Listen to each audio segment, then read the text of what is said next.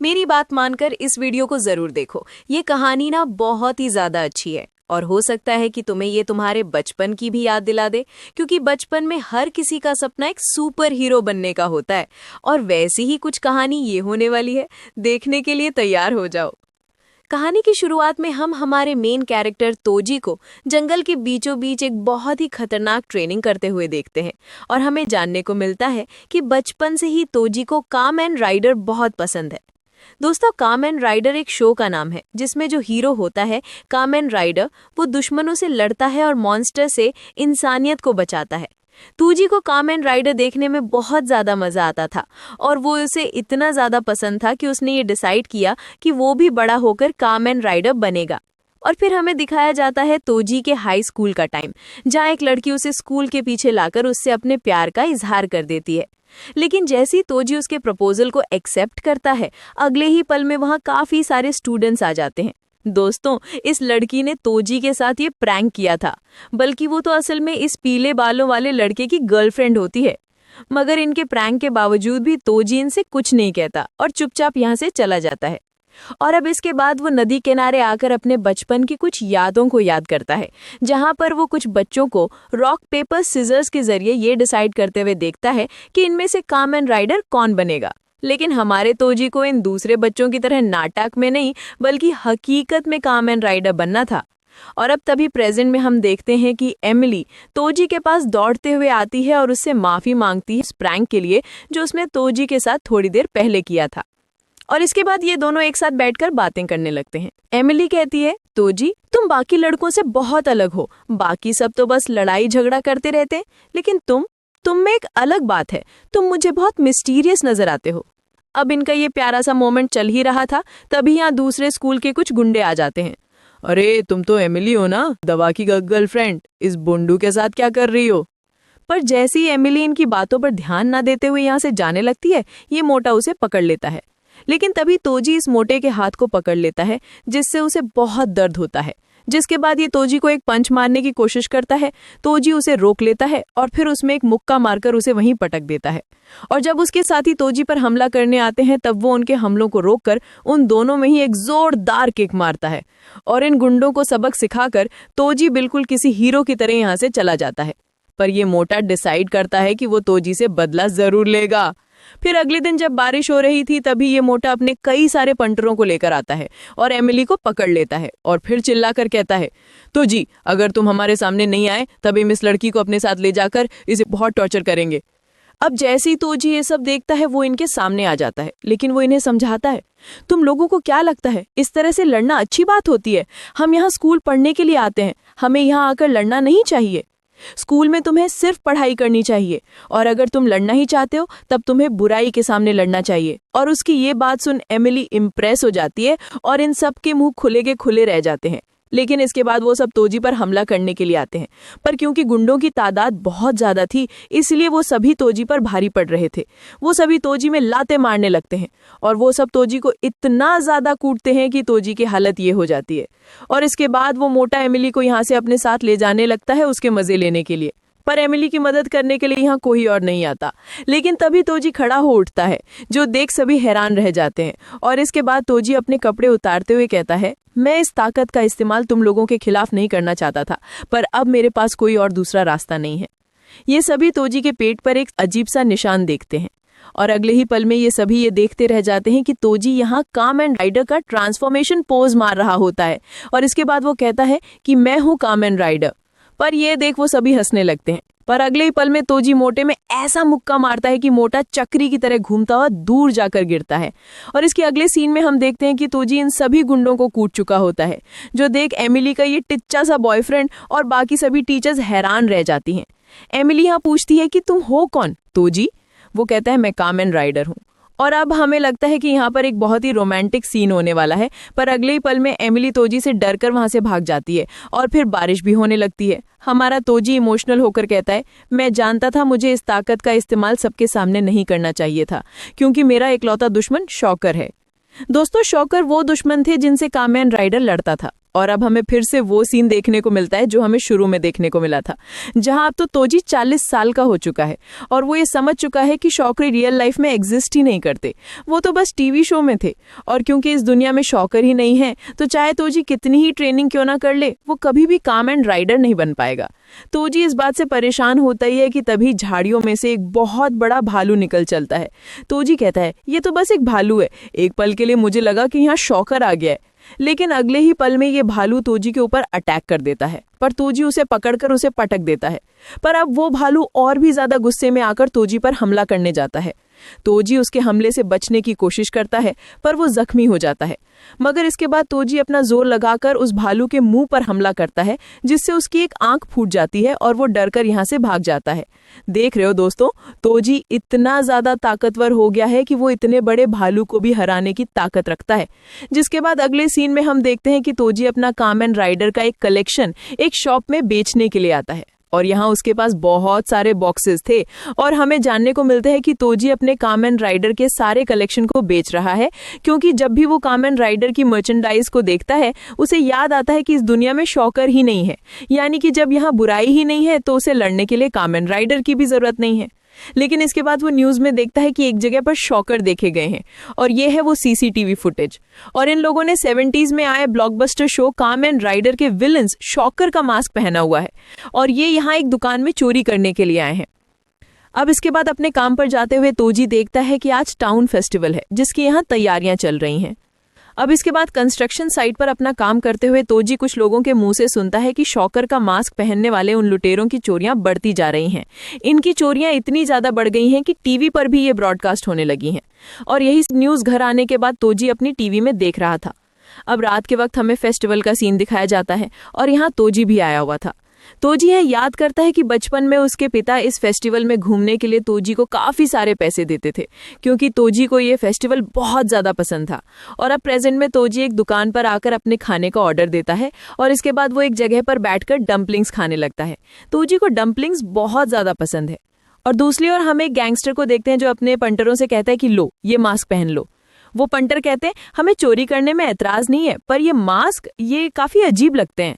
पर यहाँ ये गैंगस्टर बताता है कि उसे बचपन से ही कामन राइडर से ज्यादा शॉकर पसंद है, यानी कि उसे बुराई ज्यादा पसंद है और इसलिए ये एक गैंगस्टर बना। चलो अब तबाही मचाते हैं।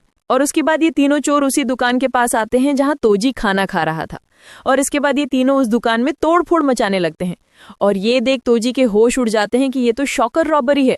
वो दुकानदार इन्हें रोकने की कोशिश करता है, पर वो अकेला ऐसा नहीं कर पाता और वहां पर कोई भी उसकी मदद के लिए भी नहीं आता।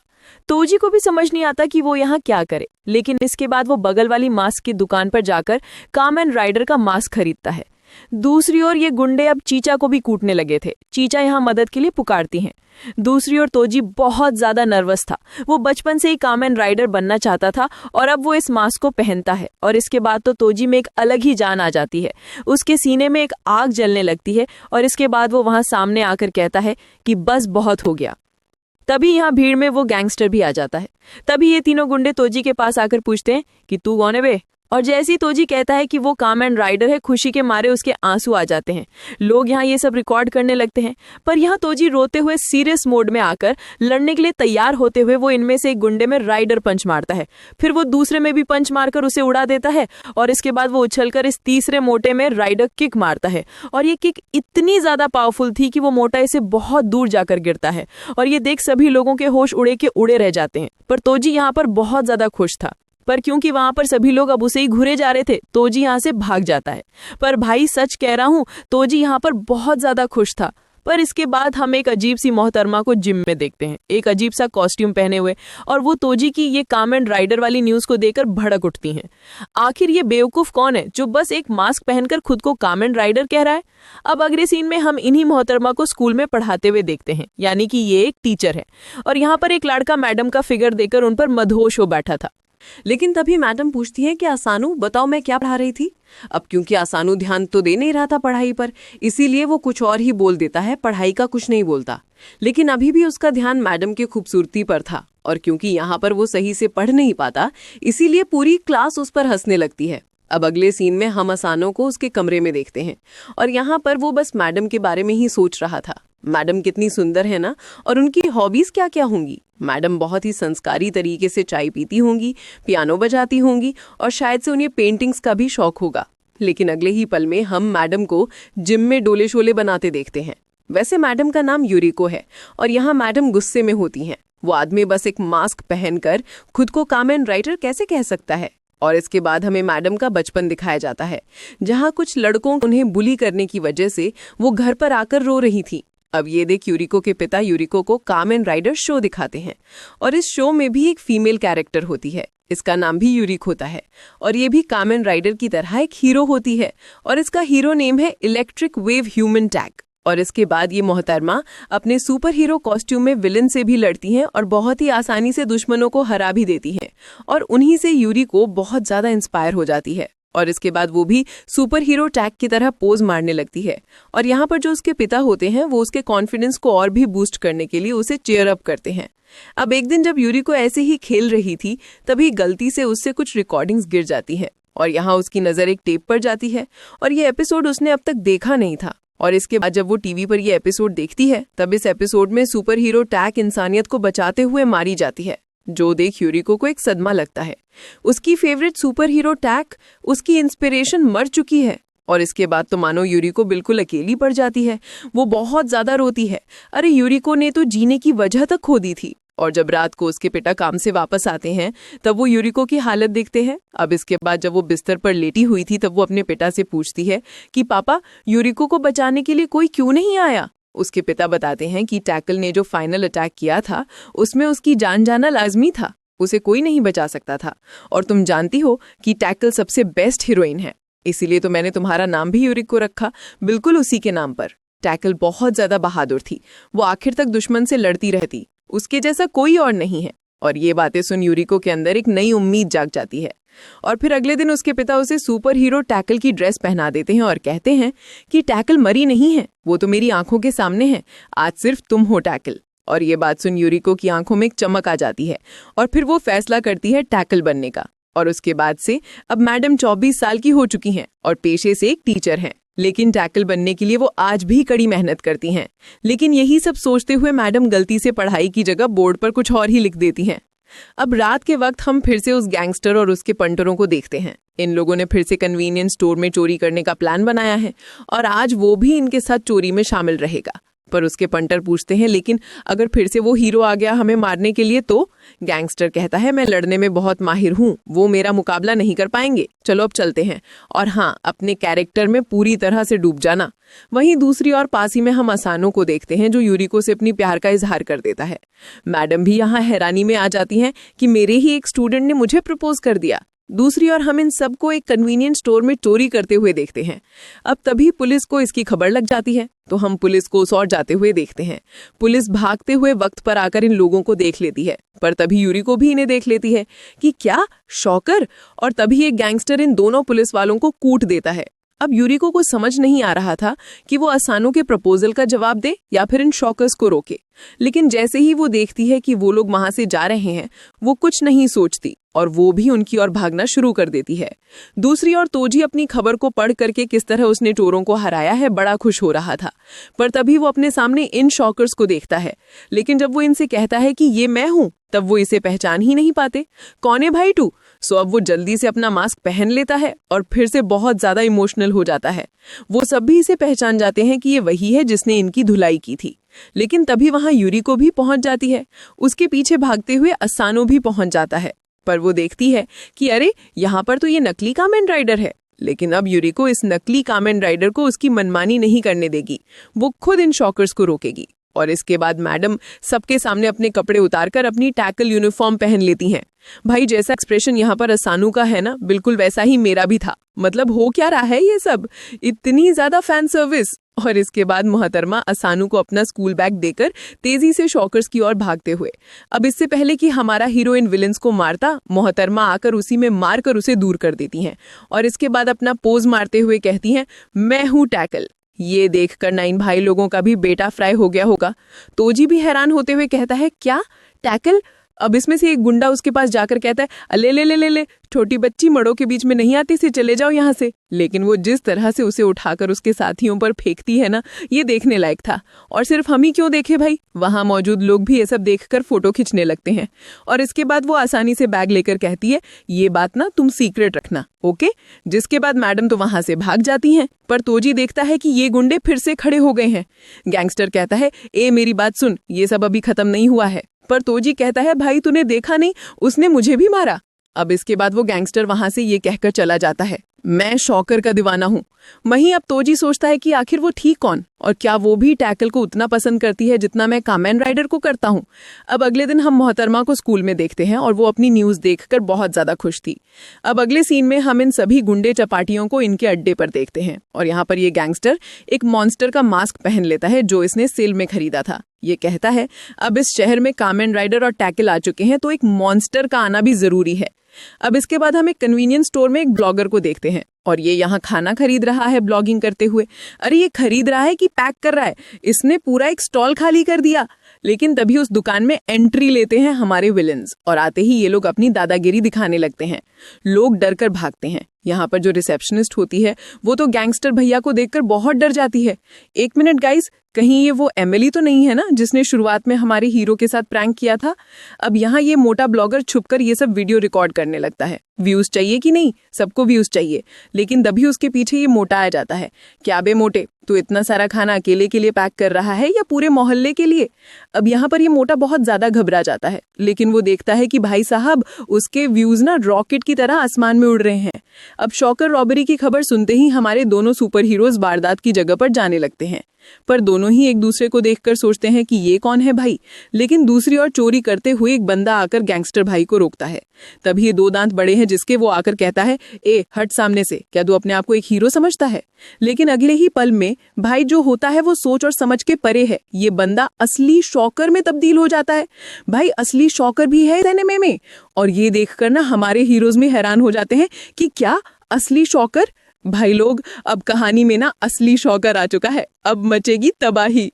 दूसरी ओर हम देखते हैं कि भागते हुए हमारी हीरोइंस वारदात की जगह पर पहुंच जाती हैं और तभी हमारा तोजी अपना मास्क निकालकर कामेन राइडर बन जाता है। ये देख यूरी को कहती है, ये फालतूगिरी बंद करो। और इसके बाद मैडम कॉस्ट्यूम चेंज करती हैं। मैडम कहती है, मैं हूं एक असली सुपर हीरो, तुम ये सस्ता सा मास्क पहनकर खुद को कामेन राइडर बोल रहे हो। अंकल हो गए हो 40 साल के अंकल, शर्म करो थोड़ी।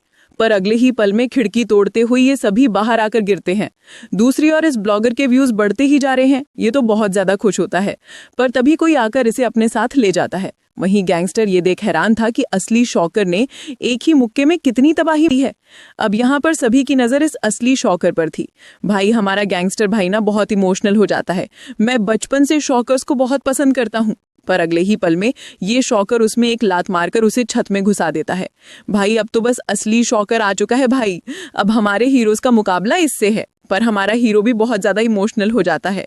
एक असली शॉकर, और इसके बाद वो अपना कामेन राइडर पंच मारता है जिससे शॉकर काफी पीछे खिसक जाता है। लेकिन तभी वो शॉकर भी तोजी में एक मुक्का मारकर उसे वहां पर गिरा देता है। पर भाई तोजी तो हद से ज्यादा खुश था, अब जाकर उसका सपना पूरा हुआ है। और इसके बाद जैसे ही वो उसमें एक और मुक्का मारने जाता है, यूरी को उसमें एक मुक्का मारकर उसे दूर कर देती है क्योंकि अब उसकी बारी आई है। शॉकर भी देख हैरान था कि ये क्या हो रहा है। और इसके बाद हमारी टैकल शॉकर के हमले से बचकर उसमें एक जोरदार किक मारती है और इसके बाद उसे पीछे से पकड़कर जमीन में दे मारती है। और तभी तोजी भी उछलकर इसमें अपनी कामेन राइडर किक मारता है और इन दोनों के इस मिक्स्ड अटैक से शॉकर हार जाता है। लेकिन अगले ही पल में माहौल थोड़ा बदल जाता है। अंधेरे से एक अजीब सा शख्स निकलता है और इसी शख्स ने उस मोटे ब्लॉगर को खत्म कर दिया है। और हम देखते हैं कि ये शख्स असल में एक मॉन्स्टर होता है और ये अपने मुंह से एक नीडल उस शॉकर में मारकर शॉकर को खत्म कर देता है। और इसके बाद ये चुपचाप यहाँ से जाने लगता है क्योंकि वो एक ही बार में कई सारे लोगों को मारना नहीं चाहता था। और इन दोनों ने अभी अभी जो देखा, इन दोनों को ही अपनी आंखों पर यकीन नहीं था। अब अगले सीन में हम इन दोनों को एक रेस्टोरेंट में बातें करते हुए देखते हैं। अब यहाँ ये दोनों ही उस मुद्दे पर बात कर रहे हैं कि इस दुनिया में शॉकर असली में है और वो शख्स जिसको इन्होंने कुछ देर पहले देखा वो एक मॉन्स्टर था। इन दोनों के लिए ही इस बात पर यकीन कर पाना बहुत ज्यादा मुश्किल था, पर जो इन्होंने अपनी आंखों से देखा उसे भी झुटलाया नहीं जा सकता। और तभी यहाँ ये वेटर आकर कहता है, तुम दोनों शॉकर के बारे में बात कर रहे हो, है ना? और इसके बाद वो वहीं बैठ जाता है। तुम दोनों ने एक असली शॉकर से लड़ाई करके उसे हरा दिया है ना? इन महाशय का नाम है मिसुबा शिमामुरा और ये इस रेस्टोरेंट के मैनेजर हैं और इन्होंने इन दोनों की सारी बातें सुन ली है। साथ ही जब ये दोनों इस रेस्टोरेंट में आए थे तभी इन्हें इन दोनों पर शक हो गया था, लेकिन इसके बाद मिसुबा इन्हें बताता है कि इस दुनिया में शॉकर सच में एग्जिस्ट करते हैं और इसने अपनी आंखों से एक शॉकर को देखा है। वैसे ये ना एक लंबी कहानी है, क्या तुम दोनों के पास टाइम है इसे सुनने का? गाइज, योरिको के पास ज्यादा टाइम नहीं होता, पर तो पूरी कहानी सुनने के लिए बड़ा बेताब था।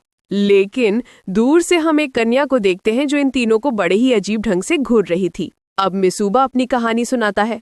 जब वो 6 साल का था तब उसके पड़ोस में एक आदमी रहता था जिसे फल और सब्जियां उगाना बहुत ज्यादा पसंद था। मिसुबा और उसका बड़ा भाई उस घर को अक्सर देखा करते थे और ये है उस घर का ओनर दिल का बड़ा अच्छा था। वो इन दोनों को खाने के लिए टमाटर देता है। ये दोनों टमाटर खाते हैं और इन्हें ये टमाटर बड़ा अच्छा लगता है।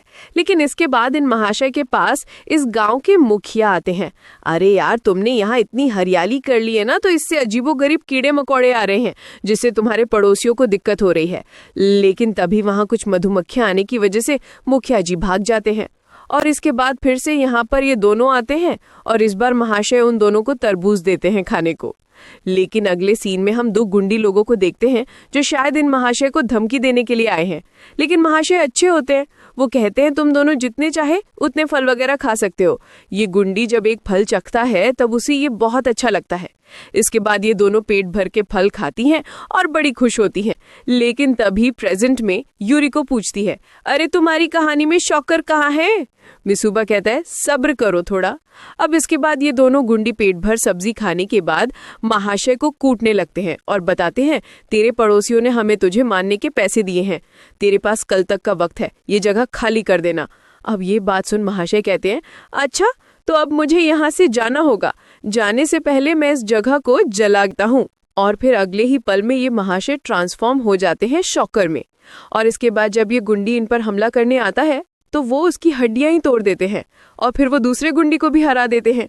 लेकिन ये दोनों भाई छुपकर ये सब देख रहे थे और उसके बाद वो शॉकर घर के अंदर चला जाता है और अगले ही पल में एक धमाका होता है, उसने वहां आग लगा दी है। ये दोनों भाई जल्दी से उन गुंडीज को जगाते हैं और उन्हें वहां से भागने को कहते हैं। और यहाँ मिसुबा ने पहली बार एक शॉकर को देखा था। मिसुबा प्रेजेंट में बताता है कि उसके बाद से वो शॉकर्स पर रिसर्च करने लगा, लेकिन इससे पहले कि वो कुछ आगे बोल पाता वहां ये लड़की आ जाती है। मैनेजर, बाकी की कस्टमर्स आपका इंतजार कर रहे हैं। दोस्तों, ये लड़की यहाँ काम करने वाली एक वेट्रेस है। लेकिन जाने से पहले मैनेजर साहब कहते हैं, मैडम जी, शायद से मैं आपके साथ बैठा हुआ था, इसी वजह से उसे जलन हो रही होगी। मैं उसे डेट कर रहा हूँ, वो मेरी गर्लफ्रेंड है। वैसे एक बात तो बिल्कुल सच है कि शॉकर इंसानी दुनिया में आ चुके हैं। अब इसके बाद ये दोनों यहाँ पर बात करने लगते हैं कि इन्हें आगे क्या करना चाहिए। ये दोनों ही शॉकर्स का सामना करने के लिए बहुत ज्यादा व्याकुल हैं और एक है हमारा कमियन राइडर और दूसरी है टैकल। लेकिन इसके बाद हमारा कमियन राइडर यानी कि तोहुची यूरिको से कुछ कहने की कोशिश करता है, पर वो कह नहीं पाता क्योंकि उसे भी हमारी तरह लड़कियों से बात करना नहीं आता, #सैड लाइफ। इसीलिए अब जो मोहतरमा होती है वो यहाँ से जाने लगती हैं। लेकिन तभी हिम्मत करके भाई तोहुची कुछ कहने की कोशिश करता है, क्या हम नंबर एक्सचेंज कर सकते हैं? मेरा मतलब, अगर आगे कोई फाइटिंग सीन हुआ तो हम एक दूसरे को कांटेक्ट कर पाएंगे। तोहुची को इतना सीरियस देख यूरिको हाँ कर देती है। वहीं दूसरी ओर मिसुबा अपनी गर्लफ्रेंड को समझा रहा था कि वो तो बस उन दोनों से बात कर रहा था। उसकी गर्लफ्रेंड पूछती है, तुम मुझसे प्यार तो करते हो ना? वो कहता है, हाँ बिल्कुल करता हूँ यू गाइज। ये बात सुन उसकी गर्लफ्रेंड खुश होकर यहाँ से चली जाती है। वहीं वो मन में कहता है, माफ करना, पर मैं तुम्हें खतरे में नहीं डाल सकता। मुझे शॉकर्स से खुद ही लड़ना होगा ताकि मैं तुम्हें प्रोटेक्ट कर सकूं। अब अगले दिन जब यूरिको स्कूल में पढ़ा रही थी तब असानो मैडम जी के आउटफिट को ही याद कर रहा था और बस अब यहाँ ये आवारा पागल दीवाना होने लगता है। भाई, इस एनिमे में कितनी ज़्यादा फैन सर्विस है। असानो ने सोचा है कि वो स्पोर्ट्स रूम में जाकर वहाँ मैडम के साथ अपने रिश्ते को एक नए मोड़ पर ले जाएगा, लेकिन वो सब याद करते ही भाई असल में रियलिटी में मतलब उतावला हो जाता है यार, और उसकी ऐसी हरकत की वजह से पूरी क्लास उस पर हंसने लगती है। अब स्कूल की छुट्टी के बाद असानो खुद को मेंटली प्रिपेयर करता है और इसके बाद वो आता है जिम स्टोर में। लेकिन वहां वो चुपके से देखता है कि वहां पर तो मैडम किसी और के साथ होती हैं, वो भी एक लड़की के साथ। भाई यहाँ पर मैं ना एक बात कहना चाहूंगा, जब प्यार करने की बारी हमारी आई तो लड़कियों को लड़कियां पसंद आने लगी। #Sad life. अब यहाँ पर ये जो लड़की होती है वो यूरिको का चश्मा निकाल कर कहती है, सेंसी वो क्या है कि शायद से मैं आपको पसंद करती हूँ। और इसके बाद वो सीने से सीना लगाकर यूरिको के बहुत करीब आ जाती है और कहती है कि सेंसे आप ना बहुत ज़्यादा पॉपुलर हो। लेकिन अगले ही सीन में वो लड़की अपनी चोटी बोटी बना लेती है और हमें जानने को मिलता है कि युकारिसु है मिसुबा की गर्लफ्रेंड। और ये पूछती है कैसे इनसे कहीं आप मेरे बॉयफ्रेंड को पसंद तो नहीं करती है ना। वैसे वो ना थोड़ा बेवकूफ़ है, शॉकर्स और ऐसी चीज़ों को लेकर कितना ज़्यादा ऑब्सेस्ड है वो बस कमीन राइडर शॉकर्स इन्हीं चीज़ों के बारे में बातें करता रहता है। लेकिन वो बहुत पॉपुलर भी है, इसीलिए बहुत सारी लड़कियां उसके पास आती हैं। मगर एक बार जो उसके पास आई फिर वो लड़की कभी उसके आसपास दिखे भी नहीं, क्योंकि एक बार उसके करीब जाने वाली लड़की को मैं अपने रास्ते से ही हटा देती हूँ। यूरिको पूछती है तुम क्या बोल रही हो, तुम्हें पता भी है? और इसके बाद युकारिसु हंसते हुए कहती है वो जब भी कमीन राइडर शॉकर की बातें करता है ना वो मुझे बहुत प्यारा लगता है। और सबसे मजेदार बात, वो जिन शॉकर्स के ऊपर इतना रिसर्च करता रहता है उसे तो ये तक नहीं पता कि उसके खुद की गर्लफ्रेंड एक शॉकर है। ये बात सुन यूरिको के होश उड़ जाते हैं और अगले ही पल में युकारिसु एक फीमेल शॉकर में ट्रांसफॉर्म हो जाती है। भाई ये जो सब हो रहा है ना वो हमारी कल्पना के परे है। अब युकारिसु की ये बैड-एस ट्रांसफॉर्मेशन देखकर असानो वहां इतना ज्यादा घबरा जाता है कि वो चिल्ला पड़ता है और उसके चिल्लाने की वजह से युकारिसु उसे नोटिस कर लेती है और फिर वो उसके पास जाकर कहती है कि अब मुझे उस लड़की के साथ साथ तुम्हें भी मारना होगा। लेकिन इतनी देर में हमारी मैडम जी टैकल में ट्रांसफॉर्म हो चुकी थी। यूरिको को इस तरह से देख युकारिसु कहती है ये क्या है, क्या यहाँ पर तुम नाटक खेलने आई हो? लेकिन तभी यूरिको उसमें एक जोरदार किक मारती है जिससे वो दूर जाकर गिरती है। यूरिको कहती है मैं यहाँ कोई नाटक करने नहीं आई हूँ, मैं टैकल हूँ और असानो तुम जल्दी से यहाँ से भाग जाओ। लेकिन तभी खड़ी होकर युकारिसु कहती है तुम दोनों को मेरा सीक्रेट पता चल चुका है, अब तुम दोनों को मरना होगा। और ये कहकर वो यूरिको पर हमला कर देती है और हम देखते हैं कि युकारिसु का ये अटैक काफी ज्यादा खतरनाक था पर यूरिको उससे बच जाती है। और इसके बाद वो उसके दूसरे हमले को अपने पैर से रोकने की कोशिश करती है पर वो काफी पीछे जाकर गिरती है। और अब इसके बाद युकारिसु उसे अपने अगले अटैक से खत्म करने वाली थी, लेकिन मैडम जी उसके हमले को कुछ इस तरह से डच कर देती हैं और फिर वो उसे इस तरह पकड़ के जमीन में दे मारती हैं। अब दूसरी ओर जब तोहुची एक्सरसाइज कर रहा था तभी उसे मैडम जी का एक मैसेज आता है। अब अगले सीन में हम देखते हैं कि ये दोनों युकारिसु को लेकर मिसुबा के पास आते हैं पर मिसुबा उसे देखकर पहचान ही नहीं पाता। सो ये दोनों उसे बताते हैं कि उसकी गर्लफ्रेंड एक शॉकर है और ये बात सुन मिसुबा का मुंह खुला का खुला रह जाता है। अब इसके बाद ये लोग एक पार्क में पहुंचते हैं और यहाँ मिसुबा इस बात पर यकीन नहीं कर पा रहा था कि उसकी गर्लफ्रेंड एक शॉकर है। अब इसके बाद मिसुबा यहाँ एक और कहानी बताने वाला है, मॉन्स्टर एनकाउंटर आर्क। तोहुची तो बहुत ज्यादा एक्साइटेड हो जाता है। अब बचपन में जब मिसुबा और उसका बड़ा भाई गर्मियों की छुट्टियां मनाने अपने दादा दादी के घर आए थे, लेकिन तभी उनके घर में 2 गुंडी आ जाते हैं और ये आदमी उनके दद्दू को वहीं पीट देता है और अपनी गर्लफ्रेंड से कहता है कि यहाँ जो भी कीमती सामान हो उसे बैग में भर लो। लेकिन अपने दद्दू की ये हालत देख मिसुबा के भाई को बहुत ज्यादा गुस्सा आता है और वो सीधा उस आदमी में एक फ्लाइंग किक मारता है और इसके बाद इचियो उस आदमी पर पैर रखकर उछलता है और फिर काफी ज्यादा फोर्स के साथ उस आदमी में एक किक मारता है। अब ये देखकर कि ये बच्चा लड़ने में बहुत ज्यादा माहिर है, वो आदमी एक शॉकर में ट्रांसफॉर्म हो जाता है जो देख इन दोनों के होश उड़ जाते हैं। अब इसके बाद जब इचियो उस शॉकर को पीटता है तब वो शॉकर पलटवार करके इचियो को जख्मी कर देता है और इसके बाद हम देखते हैं कि गुंडी लोगों ने इन तीनों को बांध दिया है और अब ये गुंडी लोग वहीं बैठकर इनका खाना खाते हुए टीवी देख रहे हैं। हमें जानने को मिलता है कि ये लड़की एक इंसान है और ये लड़का एक शॉकर, लेकिन वो इस लड़की से प्यार करता है और वो अपनी मॉन्स्टर ऑर्गेनाइजेशन से इस लड़की के साथ भाग निकला है। लेकिन तभी यहाँ एंट्री लेती है मॉन्स्टर की जैसी लंबी चौड़ी दादी और ये जानकर कि ये दोनों चोर हैं उनका पारा हाई हो जाता है और वो अपने इस अस्त्र को इस आदमी के कंधे में घुसा देती हैं और इसके बाद वो अपने हस्बैंड की रस्सियां खोलती हैं और फिर वो उस आदमी को वहां से घसीटते हुए ले जाने लगती हैं। लेकिन तभी वो आदमी शॉकर में ट्रांसफॉर्म हो जाता है। अब दूसरी ओर दद्दू इन दोनों की रस्सियां भी खोल चुके थे और दद्दू को पूरा यकीन था कि शॉकर बनने के बाद भी वो आदमी दादी को नहीं हरा पाएगा। लेकिन जब ये लोग बाहर जाकर देखते हैं, इन्हें अपनी आंखों के सामने एक खौफनाक मंजर नजर आता है। वहां एक मॉन्स्टर दादी, उस शॉकर और उसकी गर्लफ्रेंड वो मार चुका था। ये देख दद्दू का खून खौल जाता है। वो उस मॉन्स्टर से लड़ने जाते हैं, पर अपने एक ही वार से वो मॉन्स्टर दद्दू को खत्म कर देता है, जो देख इन दोनों के मुंह खुले रह जाते हैं। और इसके बाद वो मॉन्स्टर अपने पंख निकालकर वहां से उड़ जाता है और फिर ये दोनों अपने दादा दादी की मौत पर वहीं रोने लगते हैं। अब ये कहानी सुनकर तोजी और यूरिको भी सन्न रह जाते हैं, लेकिन तभी वहां एंट्री लेता है मित्सुबा का बड़ा भाई इचियो।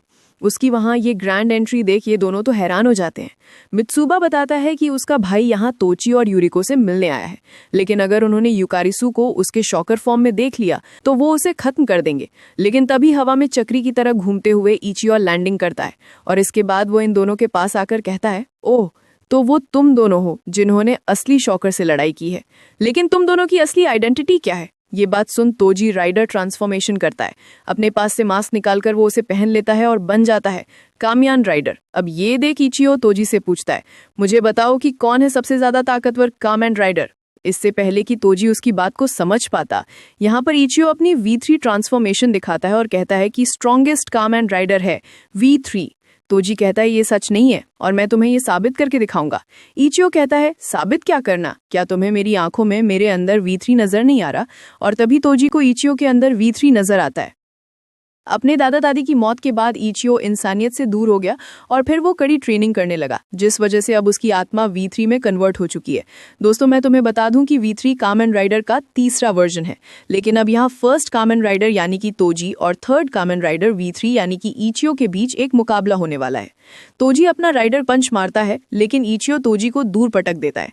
तोजी को अपनी आंखों पर यकीन नहीं होता और हमें जानने को मिलता है कि V3 को कामन राइडर 1 और कामन राइडर 2 इन दोनों की कंबाइंड पावर्स मिली हैं, जो उसे सबसे ज्यादा ताकतवर कामन राइडर बनाती हैं। इचियो कहता है, जैसी तुम्हारी स्किल्स हैं तो मुझे कभी नहीं हरा पाओगे। लेकिन तभी उसके पीछे ट्रांसफॉर्म होकर मुतरमा आ जाती हैं। वो इचियो से लड़ने के लिए आई हैं, पर तभी तोजी चिल्लाकर कहता है, तुम इससे दूर रहो, ये मेरी लड़ाई है। अब ये बात सुन मोहतरमा वहीं अपनी ड्रेस चेंज करने लगती हैं, जो देख इचियो की दिल की धड़कनें तेज होने लगती हैं। भाई के नाक से खून निकल आता है भाई। पर तभी अचानक तोजी इचियो में कामन राइडर पंच मार देता है और कहता है कि तुम मुझ पर ध्यान दो, तुम्हारा सामना मैं कर रहा हूँ।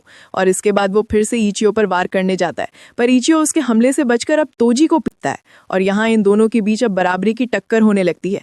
लेकिन इसके बाद इचियो उछलकर तोजी में V3 टेल स्पिन किक मारता है और ये हमला बहुत ज्यादा खतरनाक होता है। लेकिन इचियो ये देख हैरान हो जाता है कि तोजी ने उसका ये वार रोक लिया है। और इसके बाद इचियो समझ जाता है कि तोजी की सोल भी उसकी सोल की तरह ट्रांसफॉर्म हो चुकी है और अब वो लड़ने के लिए और भी ज्यादा एक्साइटेड हो जाता है। पर तभी युकारिसु जाग जाती है। इचियो देखता है कि ये एक शॉकर है और जब तक ये बात युकारिसु को समझ आती तब तक बहुत देर हो चुकी थी। इचियो उसे खत्म करने के लिए आगे बढ़ने लगता है, लेकिन मिसुबा बीच में आकर उसे बचा लेता है। इचियो चिल्लाकर पूछता है कि तुम ये क्या कर रहे हो? मिसुबा युकारिसु के होश उड़ जाते हैं ये जानकर कि मिसुबा को ये पता चल चुका है कि वो एक शॉकर है। इचियो एक बार और चिल्लाकर पूछता है कि ये तुम क्या कर रहे हो मिसुबा? मिसुबा घबराते हुए कहता है कि ये भले ही एक शॉकर हो, लेकिन ये मेरी गर्लफ्रेंड है युकारिसु। ये बात सुन युकारिसु का दिल पिघल जाता है और वो कहती है, एक और बार तुम ये बात कहो ना। थोड़ा शर्माते हुए मिसुबा कहता है कि भले ही एक शॉकर हो, पर युकारिसु मेरी गर्लफ्रेंड है। ये बात सुन युकारिसु इतनी ज्यादा खुश हो जाती है कि वो मिसुबा को किस कर लेती है।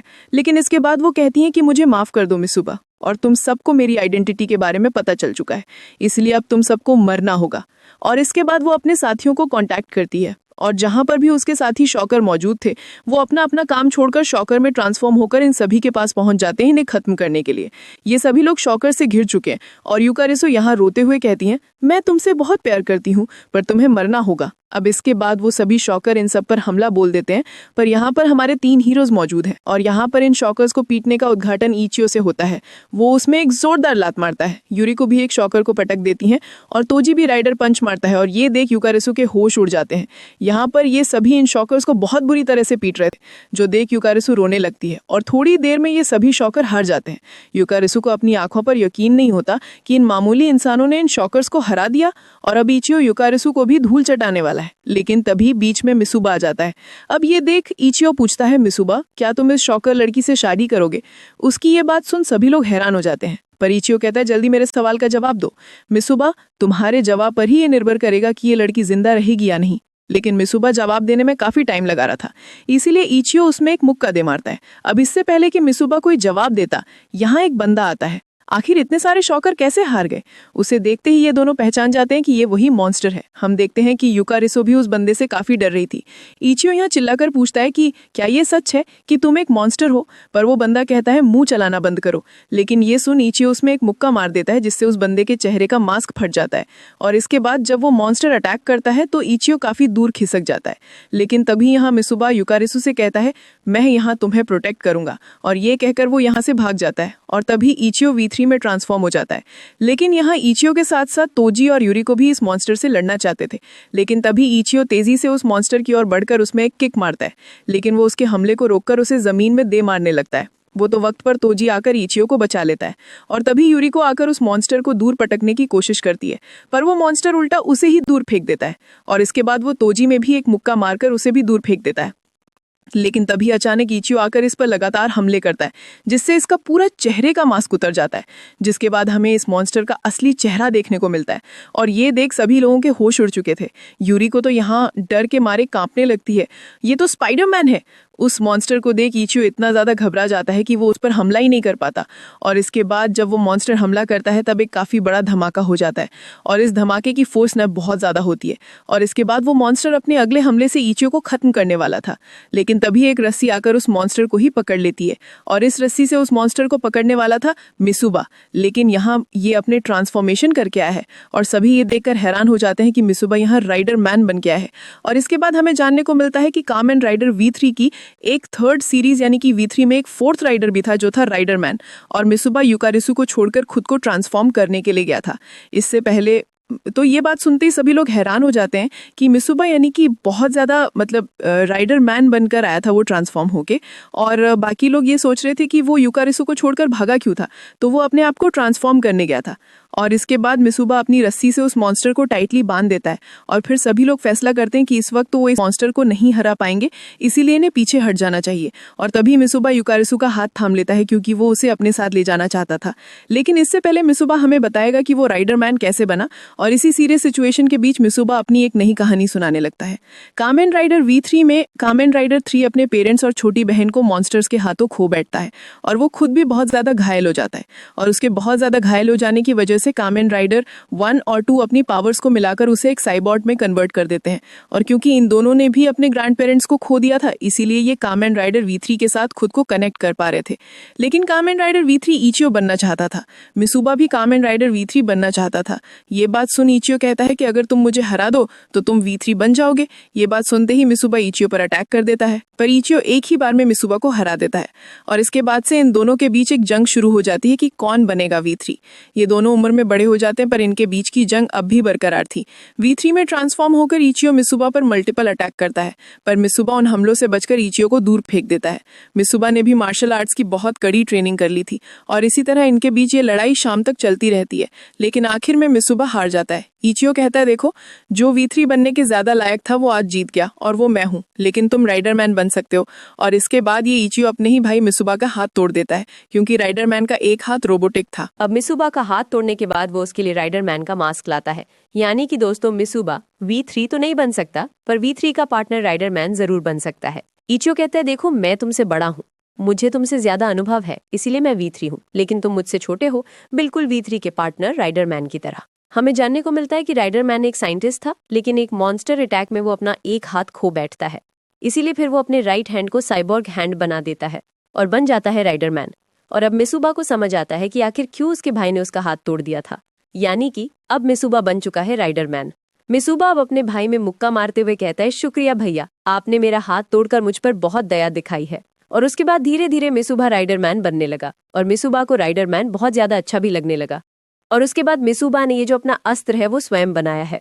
अब इसके बाद ये लोग जल्दी से फैसला करते हैं कि वो यहाँ से भाग जाएंगे, लेकिन मॉन्स्टर को ना ये सब बड़ा फालतू लगता है। वो टेलीपैथी के जरिए युकारिसु के साथ कनेक्ट करके कहता है, उस आदमी को मार दो। और अब अगले ही पल में युकारिसु भागते हुए थम जाती है। वो मॉन्स्टर युकारिसु के दिमाग पर हावी हो रहा है, और अगले ही पल में युकारिसु मिसुबा पर अटैक कर देती है, और इसके बाद वो उसके ऊपर बैठकर उसमें मुक्के मारने लगती है। ये देख सभी लोग हैरान रह जाते हैं, और फिर वो उसे रोकने के लिए जाते हैं, पर तभी उसके हाथों को पकड़ के मिसुबा बाकी सबको उसके पास आने से रोक देता है, क्योंकि ये उसके और युकारिसु के बीच का मामला है। और इसके बाद जब युकारिसु बेकाबू हो रही थी तभी मिसुबा कहता है आई लव यू युकारिसु, और ये सुनते ही युकारिसु अपने होश में आ जाती है। और फिर मिसुबा कहता है मैं शुरुआत में अपने भाई को उनके सवाल का जवाब नहीं दे पाया, पर यह बात बिल्कुल सच है कि मैं तुमसे प्यार करता हूँ, ये जानते हुए भी कि तुम एक शौकल हो। आई स्टिल लव यू, और इसीलिए मैं तुमसे शादी करूंगा। ये बात सुन युकारिसु इमोशनल हो जाती है और बाकी सब हैरान हो जाते हैं। और इसके बाद युकारिसु को मिसुबा पर इतना ज्यादा प्यार आता है कि वो उसे वहीं पर किस वगैरह करने लगती है। लेकिन इन सब की इस फालतू बकवास के बीच वो मॉन्स्टर खुद को उन रस्सियों से छुड़ा लेता है और इसके बाद हम देखते हैं कि वो मॉन्स्टर अपने असली रूप में ट्रांसफॉर्म होने लगता है। इन लोगों की आंखों के सामने जो हो रहा था वो इनकी समझ के परे था। भाई वो बंदा एक असली मॉन्स्टर बन चुका है। लेकिन हाँ, उस मॉन्स्टर को देख के सभी लोग एक्साइटेड हो जाते हैं। लेकिन फुल मॉन्स्टर ट्रांसफॉर्मेशन के बाद अब ये मॉन्स्टर बहुत ज्यादा ताकतवर हो चुका है। उसके सिर्फ कदम आगे रखने से जमीन हिल रही थी और अब वो इन लोगों पर हमला करने वाला था। लेकिन तभी युकारिसु बीच में आकर उसे रोकती है। लेकिन वो मॉन्स्टर युकारिसु को इन लोगों की ओर ही फेंकता है, जिससे ये सभी दूर जाकर गिरते हैं। लेकिन इसके बाद युकारिसु फिर से खड़ी होकर उस मॉन्स्टर का सामना करने जाती है ताकि उतनी देर में बाकी सब लोग यहाँ से भाग जाए। पर युकारिसु को बचाने मिसुबा भी आ जाता है और एक के बाद एक ये सभी लोग आगे आ जाते हैं क्योंकि ये सभी मॉन्स्टर से लड़ना चाहते थे। लेकिन तभी तोजी सोचता है कि कामेन राइडर के सीजन 1 के एपिसोड 13 में कामेन राइडर को बहुत सारे मॉन्स्टर्स ने घेर लिया था। लेकिन उस टाइम कामेन राइडर भागा नहीं, उसने अकेले ही उन सभी मॉन्स्टर्स का सामना किया। और वो एपिसोड देखते वक्त तोजी ने फैसला किया कि वो कामेन राइडर बनेगा। और अब तोजी चिल्लाकर कहता है कामेन राइडर भागता नहीं है, और इसके बाद हमला करने के लिए अपना पोज लेते हुए तोजी पूरी तरह से यहाँ कामेन राइडर बन जाता है। और इसके बाद वो अपनी पूरी ताकत के साथ उस मॉन्स्टर में राइडर पंच मारता है और इस पंच से वो मॉन्स्टर वाकई पीछे गिर जाता है। और ये देख किसी को भी अपनी आंखों पर यकीन नहीं होता। और इसके बाद तो उस मॉन्स्टर को भी यकीन नहीं होता कि क्या ये सच में एक इंसान है। लेकिन इसके बाद वो नोटिस करता है कि वहां पर लोग आने लगे हैं और वो इस टाइम पर शॉकर्स का एग्जिस्टेंस दुनिया के सामने नहीं ला सकता। और इसके बाद वो सभी शॉकर्स पर नीडल से अटैक करके उन सभी को वहां स्वाहा कर देता है और इसके बाद तेजी से वहां से भाग जाता है। और इसके बाद हमारा टोना बहुत ज्यादा खुश होता है क्योंकि उसे एक एक्चुअल मॉन्स्टर से लड़ने का मौका मिला है आज।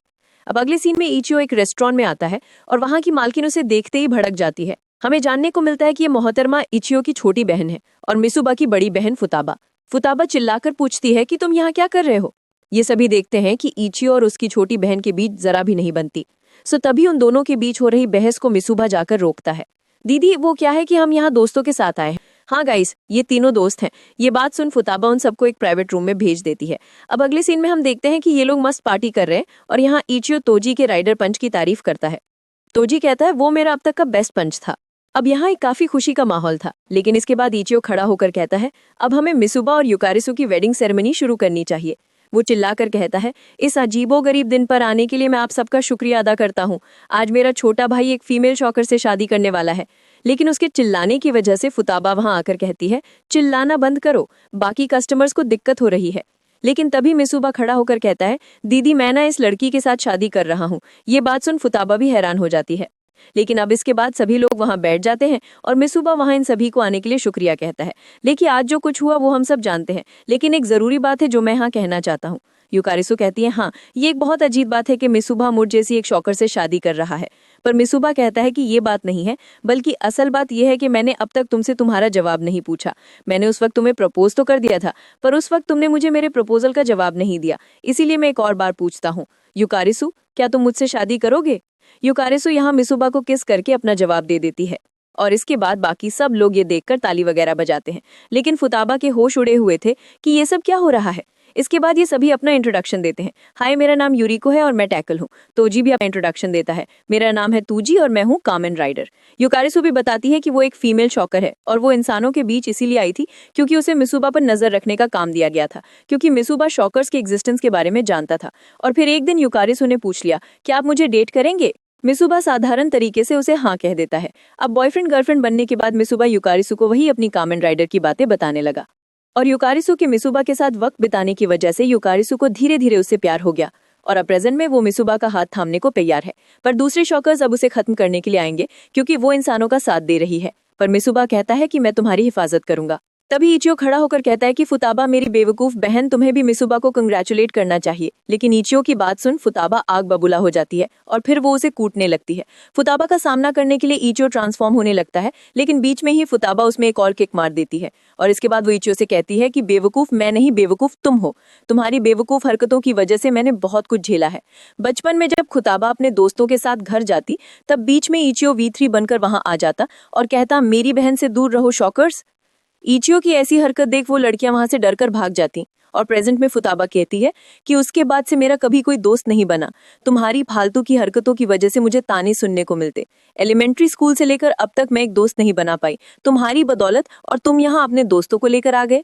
फुताबा को इचियो पर बहुत ज्यादा गुस्सा आ रहा था, वो उसे बहुत कूट रही थी। वो आगे कहती है मिसुबा तुम्हारी यहाँ शादी हुई है और मैं सच में इसके लिए बहुत खुश हूँ, लेकिन ये कुत्ता कमीना इसकी वजह से मेरी पूरी जिंदगी नर्क हो गई है। लेकिन फुताबा से खुद को छुड़ाकर इचियो कहता है तुम चाहे जो कह लो, लेकिन ये सच है कि हम शॉकर से फाइट कर रहे हैं। लेकिन तभी उसमें एक मुक्का मारकर फुताबा कहती है बकवास बंद करो और जल्दी से खाने के लिए कुछ ऑर्डर करो। अब इसके बाद हम देखते हैं कि यहाँ है Toji the Kamen rider, Yuriko the tackle, Misuba the rider man और एक फीमेल शॉकर। इचियो पूछता है क्या तुम हमारा साथ दोगी शॉकर्स के खिलाफ लड़ने में? बताओ युकारिसु। वो कहती है हाँ, जब तक मिसुबा मेरे साथ है मैं तुम सबका साथ दूंगी। आगे इचियो कहता है यहाँ पर हम वो सभी मौजूद हैं जो बुराई का सामना कर रहे हैं। आज हम यहाँ पर एक जश्न करेंगे, आखिर मेरे छोटे भाई की शादी जो है। अब दूसरी ओर हमें दो गैंगस्टर के बीच हो रही एक सौदेबाजी का सीन दिखाया जाता है। यहाँ वही इलीगल धंधा चल रहा है। तभी यहाँ एक गैंगस्टर कहता है यार कैसा रहेगा अगर हम एंटरटेनमेंट के लिए कुछ करें, कैसा रहेगा अगर मेरे बंदे का सामना करें। ये बात सुन वो दूसरा गैंगस्टर कहता है क्या तुम तीनों लड़ने के लिए तैयार हो? और इस मुकाबले में जो जीतेगा ये गैंगस्टर उसे 1 मिलियन येन देगा, जो देख इन लोगों की एक्साइटमेंट बहुत ज्यादा बढ़ जाती है। ये गैंगस्टर कहता है जाओ जाकर नाकाओ को बुलाओ। दूसरी ओर हम देखते हैं कि ये नाकाओ और कोई नहीं बल्कि वही शॉकर्स को पसंद करने वाला गैंगस्टर है। तभी वो बंदा आकर इसे बताता है कि बॉस ने इसे बुलाया है, जिसके बाद ये बंदा कहता है हमारी पिछली शॉकर वाली चोरी कामयाब तो नहीं हुई, बट अभी भी हमें बहुत कुछ करना बाकी है। अब इसके बाद नाकाओ उस मीटिंग रूम में पहुंचता है। ये गैंगस्टर इसे देख कहता है ये तो काफी उम्रदराज लगता है, मुझे नहीं लगता कि ये मेरे बंदों का सामना कर पाएगा। लेकिन ये गैंगस्टर कहता है वो तो हमें लड़ाई के बाद ही पता चलेगा। अब इसके बाद नाकाओ का सामना करने के लिए पहला बंदा आता है। अंकल वो क्या है कि मैं जूडो कराटे का चैंपियन रह चुका हूँ, अगर आपको कहीं चोट वगैरह आ गई तो माफ कर दीजिएगा। लेकिन मुकाबला शुरू होते ही नाकाओ उस बंदे को एक मुक्का मारता है और फिर वो लगातार उसमें मुक्के मारने लगता है और इसी तरह पहला बंदा हार जाता है। अब इसके बाद ये दूसरा बंदा आता है जो कि एक किक बॉक्सर रह चुका है और ये नाकाओ को एक मुक्का भी मार लेता है। लेकिन इसके बाद नकाओ इस पर अपने सिर से वार करता है और इसे भी हरा देता है। लेकिन अब इसका सामना होगा इस तीसरे बंदे से जो कि एक सूमो रह चुका है। लेकिन नकाओ हमला करता है इसके मुख्य अंग पर और इसके बाद वो एक मुक्का मारकर इसके दांत भी तोड़ देता है। इसी तरह नकाओ जीत जाता है और अब वो पैसे भी उसे मिल जाते हैं। लेकिन तभी ये गैंगस्टर कहता है मेरा एक और बंदा है, अगर तुम्हारा ये बंदा उसे हरा दे तब मैं तुम्हें 5 मिलियन येन दूंगा। मेरा वो बंदा बहुत ज्यादा ताकतवर है, अब तक उसे मैं तक नहीं समझ पाया। नकाओ उससे लड़ने के लिए राजी हो जाता है। अब इसके बाद अपने कदम आगे बढ़ाते हुए वो बंदा आता है और दोस्तों ये बंदा कोई और नहीं बल्कि वही मॉन्स्टर होता है। तो क्या नकाओ इसे हरा पाएगा? भाई आगे जो होने वाला है बड़ा खतरनाक होने वाला है, लेकिन ये पार्ट यहीं एंड होता है। तो अगर इसका अगला पार्ट देखना हो तो वीडियो को लाइक करके हाइप जरूर कर देना। मैं जल्द से जल्द इसका नेक्स्ट पार्ट लाने की कोशिश करूंगा। मैं मिलती हूँ जल्दी एक नए वीडियो में, तब तक के लिए सायोनारा।